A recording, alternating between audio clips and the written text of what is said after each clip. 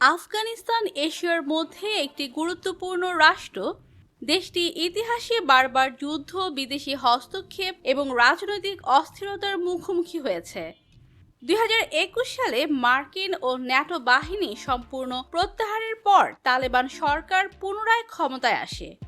এই পরিবর্তন আফগানিস্তানের সামরিক ও রাজনৈতিক কাঠামোতে বিশাল পরিবর্তন আসে। তারা কিভাবে সামরিক ক্ষেত্রে উন্নত হয়েছে, বর্তমানে এই দেশটি কতটা শক্তিশালী হয়েছে তা দেখলে অবাক হবেন। বিস্তারিত জানতে ভিডিওটি শেষ পর্যন্ত দেখুন। প্রিয় দর্শক, 2021 সালে তালেবান ক্ষমতা গ্রহণের পর দেশটি ইসলামিক এমিরেট অফ আফগানিস্তান হিসেবে নিজেদের ঘোষণা করে। বিশ্বব্যাপী স্বীকৃতি না পেলেও দেশটি কার্যত তালেবানের নিয়ন্ত্রণে চলে যায়। তালেবান সরকার একটি কট্টরপন্থী ইসলামিক প্রশাসনিক কাঠামোতে দেশ পরিচালনা করছে। এটি রাজনৈতিক ও কূটনৈতিকভাবে এক প্রকার নিঃসঙ্গ অবস্থায় থাকলেও প্রতিবেশী কিছু দেশের সাথে সীমিত সম্পর্ক রক্ষা করছে। বর্তমানে আফগানিস্তানের মূল সামরিক শক্তি হল তালেবান বাহিনী। তারা প্রায় 60,000 থেকে 75,000 সক্রিয় যোদ্ধা নিয়ে গঠিত। এ বাহিনী অতীতে গেরিলা যুদ্ধ কৌশলে পারদর্শী ছিল, তবে এখন তারা একটি নিয়মিত সামরিক বাহিনীর রূপ দিতে চেষ্টা করছে। তালেবান বাহিনীর মধ্যে রয়েছে ইমারত ইসলামী আর্মি, যা তালেবান সরকার তাদের জাতীয় বাহিনী হিসেবে ঘোষণা করেছে।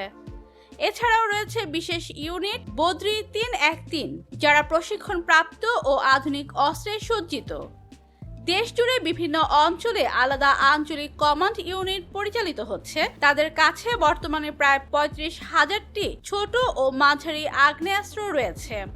তারা প্রায় 22,000টি সাঁজোয়া যান ব্যবহার করছে, যা বিদেশি বাহিনীর ফেলে যাওয়া সম্পদের মধ্যে অন্যতম। তালেবানদের কাছে প্রায় 40টির মতো হেলিকপ্টার আছে, যদিও অনেকগুলোর রক্ষণাবেক্ষণ দুর্বল। আরও রয়েছে 300টির মতো মাইন প্রতিরোধী যান। তালেবানদের ড্রোন ব্যবস্থাও সম্প্রসারিত হচ্ছে। তাদের কাছে রয়েছে 100টিরও বেশি নজরদারি ড্রোন।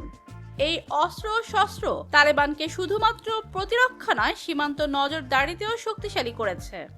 তবে সীমিত প্রশিক্ষণ, প্রযুক্তিগত জ্ঞান ও আন্তর্জাতিক সহায়তার অভাবে এই অস্ত্রগুলোর যথাযথ ব্যবহার নিশ্চিত করা যাচ্ছে না। তালেবান সরকার ক্ষমতায় এলেও আফগানিস্তানের নিরাপত্তা পরিস্থিতি এখনো জটিল। প্রধান হুমকি সৃষ্টি করছে আইএস খোরাসান। এই সন্ত্রাসী গোষ্ঠী তালেবানের চরম প্রতিদ্বন্দ্বী।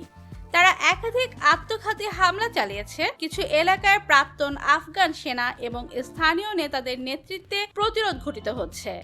পাশাপাশি পাকিস্তান ও ইরানের সাথে সীমান্তে সংঘর্ষের ঘটনাও ঘটছে।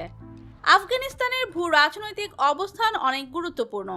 বর্তমানে দেশটির সম্পর্ক পাকিস্তানের সঙ্গে ঐতিহাসিকভাবে তালেবানের সমর্থক হলেও সীমান্ত বিরোধ ও নিরাপত্তা ইস্যুতে টানাপোড়েন চলছে।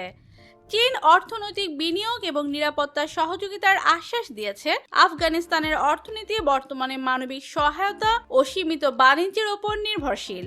সেনাবাহিনীর জন্য নিরবিচ্ছিন্ন অর্থের যোগান নেই, তবুও তারা স্থানীয়ভাবে কিছু অস্ত্র উৎপাদন করছে, ট্যাক্স ও কাস্টমস থেকে অর্থ সংগ্রহ করছে এবং আফিম উৎপাদন ও চোরাচালান এখনো একটি বড় আয়ের উৎস। তো প্রিয় দর্শক, ভিডিওটি ভালো লাগলে লাইক দিন এবং নতুন নতুন আরও ভিডিও পেতে চ্যানেলটি সাবস্ক্রাইব করুন। ধন্যবাদ।